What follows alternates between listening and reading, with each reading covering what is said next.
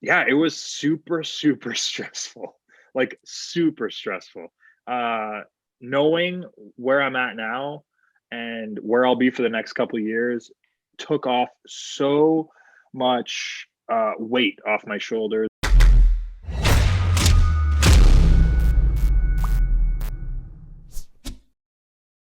Welcome back to the show, man. I am so excited for you. I am so proud of you. Congratulations. Thanks. I'm so happy to do this again. How many people have done multiple? Just me and The Rock, right? Sure. Yeah. Yeah. That's it. Yeah. Just you and The Rock and, Yeah. maybe Cody Rhodes and maybe some other people you work Yeah, with. sure, sure, sure. Maybe. It's good But company though. congratulations, man. How does this feel? I was trying to like explain it to my wife because I've still like I've known for a while, but now that it's like, out, I've debuted on a pay-per-view and then Dynamite. I'm still on this like weird high of not even being able to comprehend that I finally like achieved my dream. Because it's like you one step closer, one step closer, one step closer. I've never actually, made it to the point that I've envisioned from when I was a kid. So it's like I don't even know how to like digest it or like comprehend that it's happened. So like it's great. Obviously, you can see the smile on my face just talking about it, but like I can't explain it because I don't even know how. Like, yeah, I don't know. Yeah, Look, we're both from around the same area, just outside of Toronto. We're both Canadian. When you get that opportunity to work in the US, that's a big thing. So why does this feel so different from when you signed with Impact? I so the exposure is like nothing else. The reach that AEW has around the world is like nothing else. Um, yeah, again, like I'm gonna bring up my wife a lot because she's been on this like crazy journey to get to this point and has just trusted blindly that I would find a way to make it happen. But I talk to her about this all the time, and even she was blown away with the fact that like locally in my hometown of Hamilton, Ontario, I made the cover of the sports section in our newspaper. Family members who have kind of like, mildly scoffed at the fact that I'm a professional wrestler are now like, wow, congratulations. I'm so proud of you. I've been bragging about you. I think there's just a undeniable amount of, I guess, yeah, reach and exposure and importance of AEW in the sports entertainment world. And it, yeah, it's, I mean, it's it's, also it's what you came in, crazy. right? You came in as part of a pay-per-view. You came in as like this mystery guy that was a mystery participant in the Yeah. Revolution ladder match. Like that also, I think, speaks a lot to this too. Yeah. And it was like a perfect storm kind of, yeah. But especially for me, someone that's so, um, active and vocal on social media and using all the tools that we have at our kind of like disposal, it was so hard to be silent for so long. But I think it was worth the wait, and I hope fans can agree. Did you have people? So you were silent for a while. Like you basically you got rid of your profile picture. You didn't post for a long time. Did you have Yeah, fans reaching out, being like, "Hey, man, is everything all right?" on a regular basis, fans, family, friends, people thought I was like sad or disappearing from the world, and it was like a really big like eye opener with, I guess, like the power of perception and the power of um, people assuming that everything that's on social media is either the truth or your real life. But I was at home with my wife and kid, kind of like enjoying the first real time off that I've had in professional wrestling in like 15 years. It was the longest period I've ever gone without having a wrestling match. So I was actually having to go in and get some ring time before the pay per view debut. So yeah, it was awesome. I think there might be a lot of people who weren't Impact Wrestling fans or maybe aren't indie wrestling fans who saw you debut and they went, "Huh, who's Ethan Page?" So, Mhm. how do you answer that question? Who is Ethan Page? Oh, I always send the YouTube link because there's like It's like a weekly documentary kind of explaining who I am, where I was, where I went, and where I'm going. But for people watching this, I am a Canadian born professional wrestler. I've been doing this for 14 years. I pride myself on being more of an entertainer than an athlete, but when it comes to it in the ring, I'm always willing to go the extra mile and deliver as best as I can. But like I said, I lean more into the entertainment, and I love to talk trash. Did I mention I was Canadian? You are incredibly entertaining. Thanks, Chris. But I think that like this path that you've been on the last few years, where you're saying like, I play this character named Ethan Page, but my name is Julian, and I have this website played by Julian. I think that's rubbed some like traditionalists, some purists the wrong way. You're probably right, which is the craziest part because I consider myself to be a pro wrestling traditionalist and purist. So when it comes to like how I perform and how I execute my matches or my promos or my character. But at the end of the day, I want to be credited for the work that I put into this and the effort that I put into this. And my career is reaching 15, 16 years. I think I started in 2006. There's been so many instances where I did not have a say in my name, in my character, in the way I was represented or presented. And it's amazing now being in AEW, the creative freedom and I guess trust that they give their talent to kind of let them do what they want and play the characters that they want. So I can fully now be the Ethan Page, the all ego Ethan Page that I've always wanted to be. So it's cool. So I've kind of pushed the played by Julian a little out of the way and kind of dedicated my social media to catering to playing Ethan Page, giving the AEW fans a better experience with social media being integrated into their television show. This has been a long time coming, and I don't know how Yeah. much you want to talk about this, but you were supposed to be part of AEW when AEW was first announced 2 years ago. I know there was definitely interest, but at the time I was under contract with Impact, so it was not really a possibility. But yes, I was, I guess, spoken to to see what my situation was. But me personally, I'm very glad with the way everything kind of played out and getting to have those years with Impact Wrestling. It was an experience that I needed to kind of grow personally and professionally. And it's like to get those reps in, to get comfortable in the ring, to get comfortable being on television, timing, cues, all that stuff. Like it made me a better performer in the end. And I think AEW will benefit from that now that I did have those experiences. Well, now you're back to being a single star. Like, so all ego Ethan Page can be all Ethan Page all the time. Yeah. Are you excited to be a single star again? I mean, Josh Alexander is incredible and supremely talented, but now you've got a chance to shine on your own. Yeah. And like, I'm very proud of what we accomplished as a team. And obviously, if the potential is there for down the road for the North to do a tag team, obviously I'm in. There's like too much chemistry there, and we are and we're one of the best tag teams in the world. And I think now, especially, I mean, both of us, to kind of get our shot to do our own thing and venture off into singles. I've always loved having the spotlight shine solely on me. So this is a natural fit for all ego Ethan Page. And I had my singles run with Evolve Wrestling prior to Impact Wrestling. So I've dabbled in both and I'm comfortable with both. So I'm excited to see what happens going forward with AEW. Anybody who has been following your career can see like the physical change that Ethan Page has had over the last year. Like you went from, no offense to you, your dad, but you went from a dude that kind of had a dad bod to like a jacked dude now. Yes, hon. If you'll pay extra, I'll give you one of these. Oh, wow. Excuse me. I don't know if we can fit this in the screen. It was crazy. And it was essentially, I knew that my contract was coming up with Impact Wrestling at the time, my current employer. and my situation at home.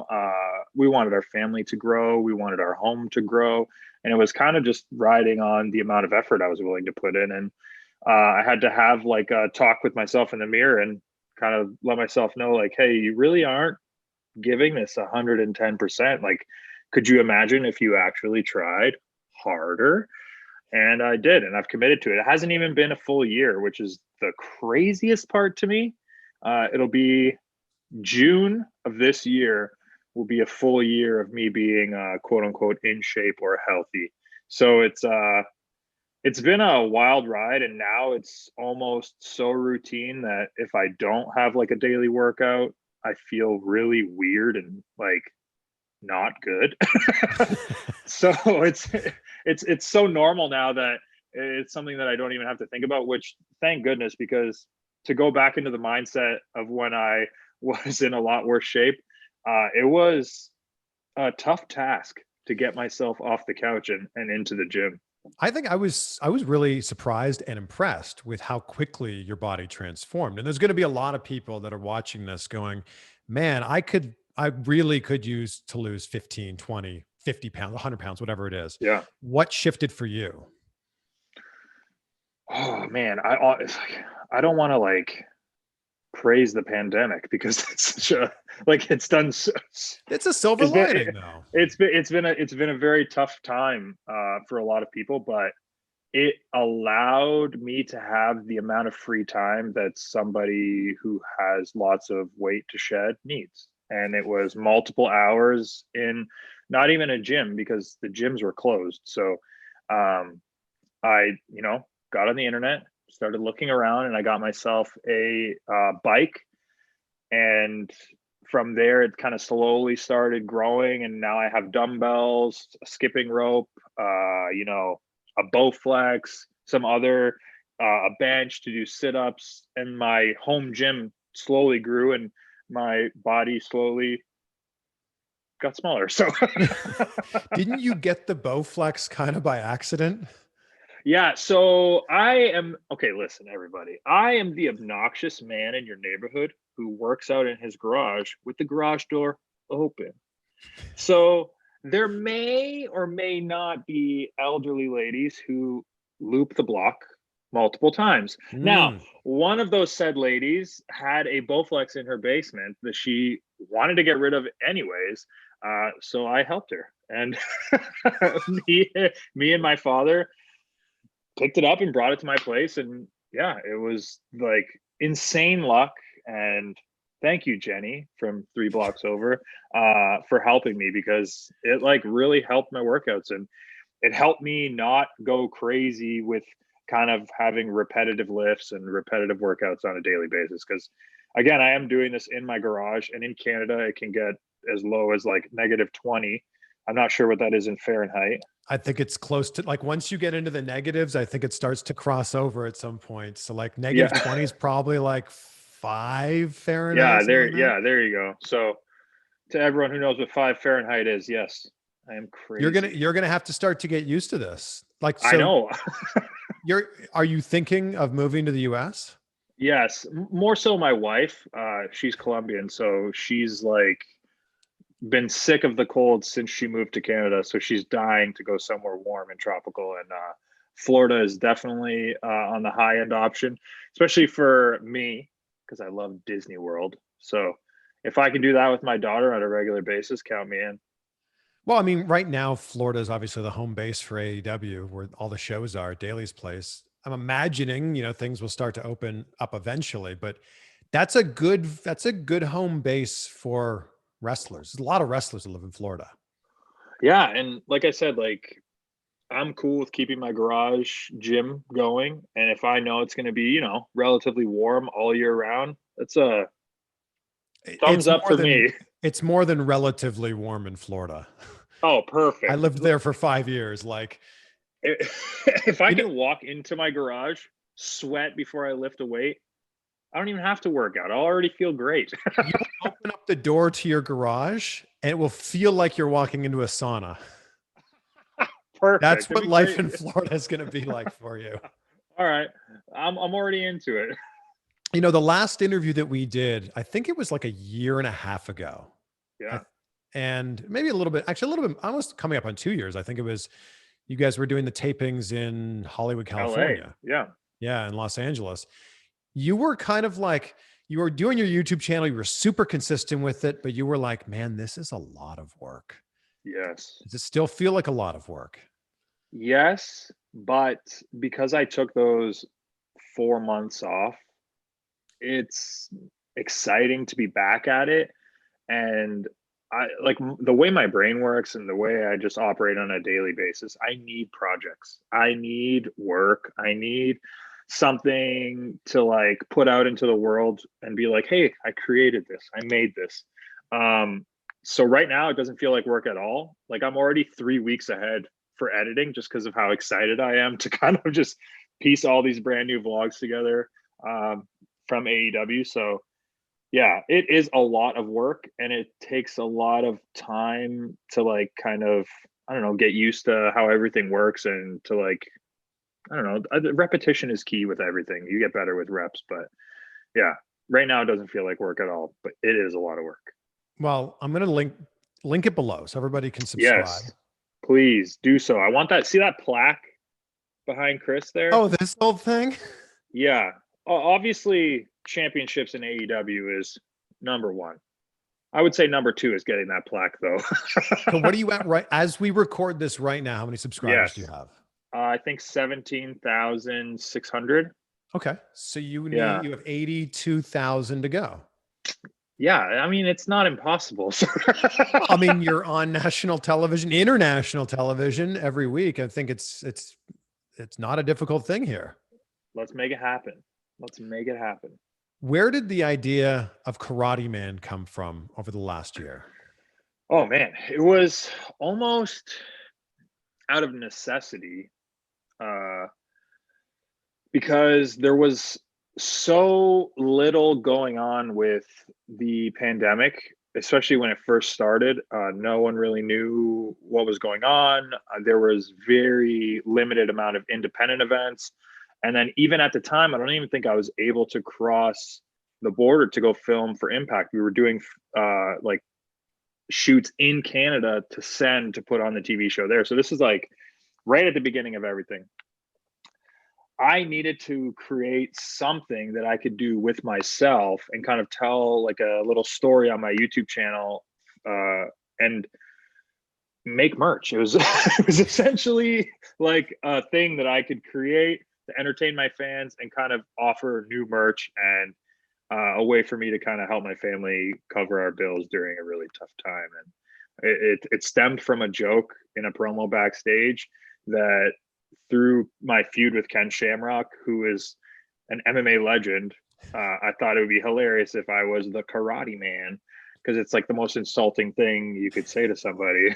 And it just kind of, once it caught on online, I was like, oh, there's something here, and it was organic. And then I just slowly started, monetizing it as best as I could.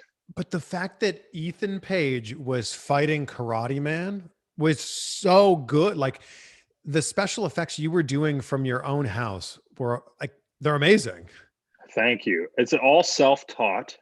And if you could see how lame the wrinkled green screen is that I was using, there was no lighting. It was all just like very meticulously done. And I would do like little, I guess, shot sheets so that I knew like how I would have to shoot it so that, okay, I know I only have essentially like a 5 foot by 5 foot green screen. So I can't be doing full body, but if I zoom the guy out but something's in front of him, like a bush, he could look like he's farther away. So like I had to like think of all that kind of stuff and like special effects and setting up the shot so it looked like a real movie without actually having like a full scene to shoot. So yeah. Well, whatever you're doing, like you guys are punching each other, you're literally fighting each other. It's amazing. Thank you. It took a long time and a lot of work. And I have to say this because I get a lot of comments of people being like, "Ugh, professional wrestling in 2021, this is not it." You are right. That is not professional wrestling.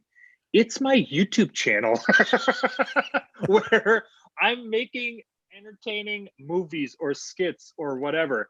I'm pretty sure the general public knows I'm playing both characters, which Jean-Claude Van Damme, a hero of mine, did in a movie of his. So, like I'm just replicating the legends of the past. That's all I'm doing.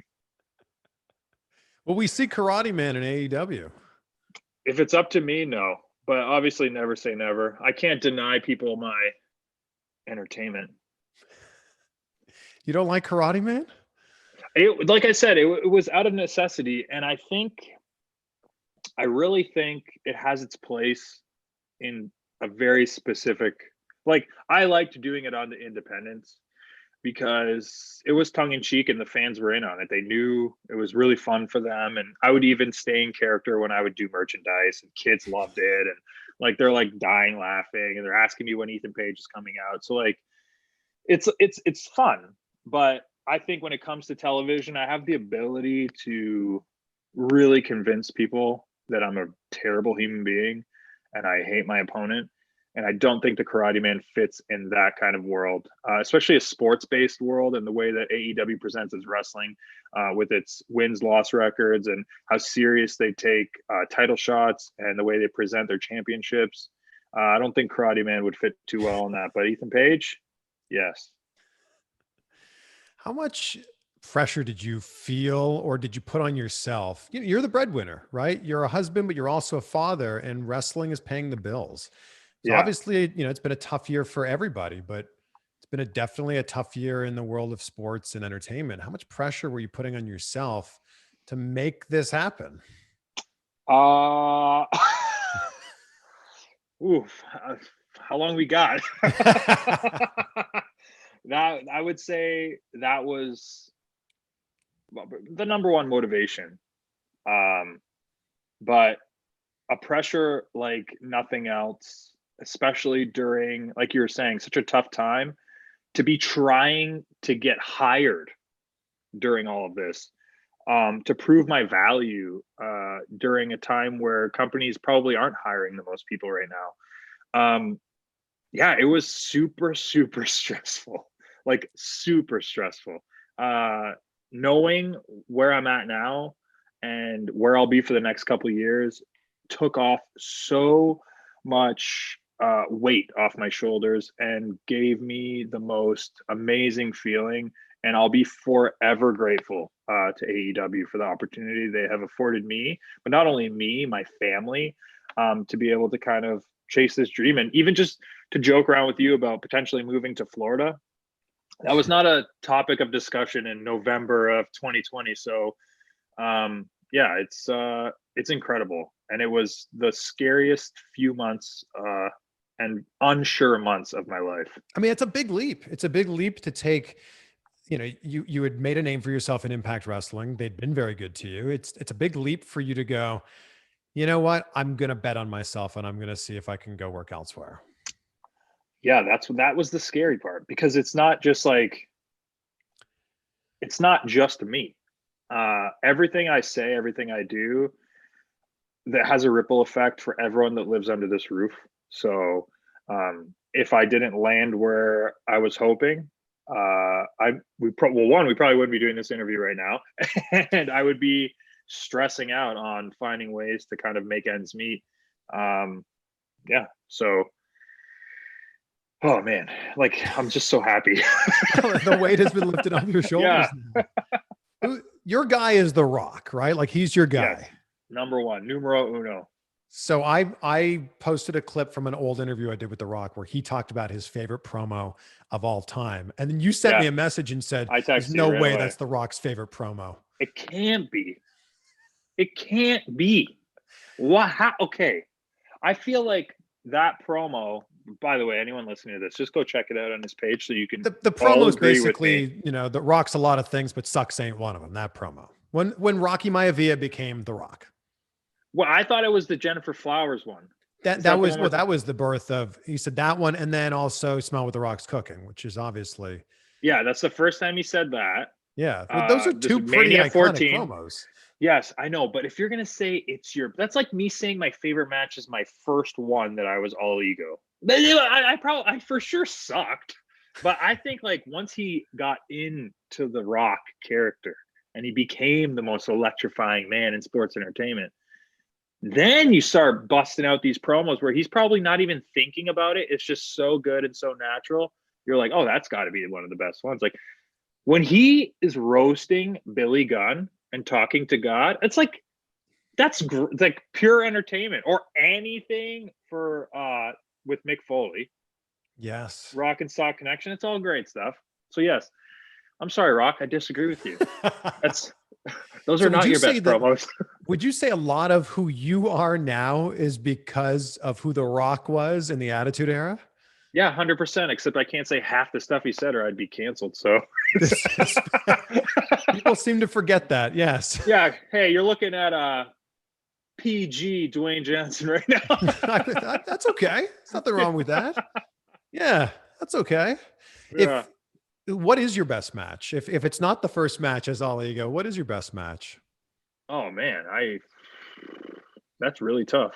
I really liked my very last singles match with Impact Wrestling, which was against Carl Anderson. I like felt like I got into such a comfort where it was like just, go out there, do my job, and that was it. And I was really proud at, I guess, just how comfortable I was in my position. But I will say there's a match coming up, or it might already be out.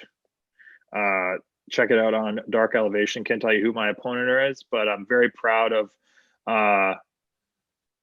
finally getting a little comfortable, because my first weekend with AEW, the pressure was so immense. Like this is my dream come true scenario. It took a couple days to kind of get comfortable and relax. And I'm really excited for people to see what's to come for All Ego Ethan Page in AEW. Well, when you look at the entire roster, who are you most excited to have a match with? Oh man, every time I watch Ray Phoenix wrestle, I want to burn my wrestling boots and retire. He is so good. And I would love to test myself. We've wrestled before in England many years ago, but again, that was pre-workout Ethan Page. So, my cardio would be much better. And I think my mind too, having all those years to be on television kind of, chip away at what I really wanted All Ego Ethan Page to be. I would love to have that match with Ray Phoenix. I think anyone on the roster would love to wrestle Ray Phoenix. He just elevates everyone he's in the ring with. Ray Phoenix and Ethan Page. That's a great match. Yeah. Are you healed up from that ladder match? You were pretty welted and bruised up. Yeah. It took a while. Thanks, Cody. Are you cutting a promo on me? No, not you. I'm looking deep into Cody's soul right now. Thank you so much for welcoming me to the locker room. Wow, it's got intense here. Jeez. Man, I mean, again, circling back to what we talked about at the start of this conversation, a ladder match when you're the surprise entrant, it's a heck of a way to make a debut. It is. It's also a heck of a way to have your first match back after not wrestling for 4 months. So let's.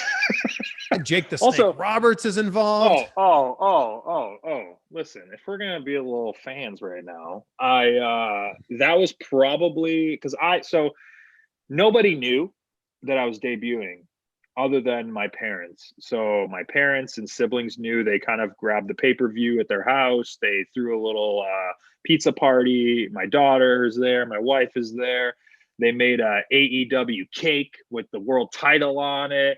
They all wore my t-shirts. And that in itself is an amazing moment. But I think for my dad to see Jake the Snake clothesline me on a pay-per-view is like the most full circle life moment, because my dad's the one that introduced me to wrestling. So we would used to watch in the early 90s, and Jake the Snake, Steamboat, Savage, Hogan, Razor. So my finisher being a variation of the Razor's Edge.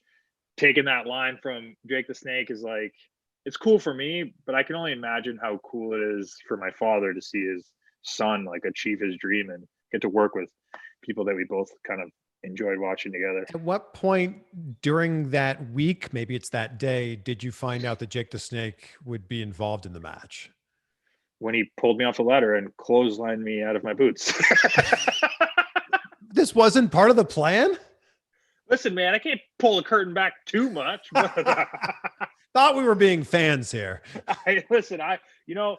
When I threw his client, Lance Archer, across the ring, by the way, not to brag too much, the man is just twice my size. I mean, Jake the Snake, he got a little upset. I don't blame him. I'd be mad at me too. It's so good to catch up with you, man. And dude, this is great. I love having you on the show. I can't wait to see you in person again. I can't wait to see just people in person again. But I want to be super respectful of your time. But as I wrap this up, I can tell how grateful you are for this opportunity. But I end every interview talking about gratitude. And you can see it right here. Be great, be grateful. What are 3 things in your life that you're grateful for right now? Oh, man. This job. I know you said it already, but I cannot overstate the fact that this is not an opportunity that me or my family take lightly. It is the biggest door that's ever been opened for me. So I'm going to do everything in my power to work my ass off and make them not regret the decision to have Ethan Page in AEW long term, I'm very grateful for my family. I know that encompasses a lot of people, but it takes a village, as they say, and it truly has. It's been a family effort to get me to this point in my life and my career. And I know it's going to take even more work to keep this going. And I guess the third thing that I'm grateful for, man, the Snyder Cut. I watched it last night. It was awesome. Is that why you got a little Superman thing with your hair here? No. Hey, listen, you haven't seen the Ethan Page curl Twitter account? Now it's like a full-on thing. This is it's my look, I like it. Man, I am so excited. Again, so proud. Congratulations. Can't wait to see what's next for you in AEW. Me too, man. Me too. And I'm even more pumped to kind of bring my version of vlogging and video editing to an already very popular online brand of AEW with Being the Elite and Sammy's vlog. So it's something completely different. Check it out. If you're looking for some behind the scenes, I'm the guy to check out. Wow.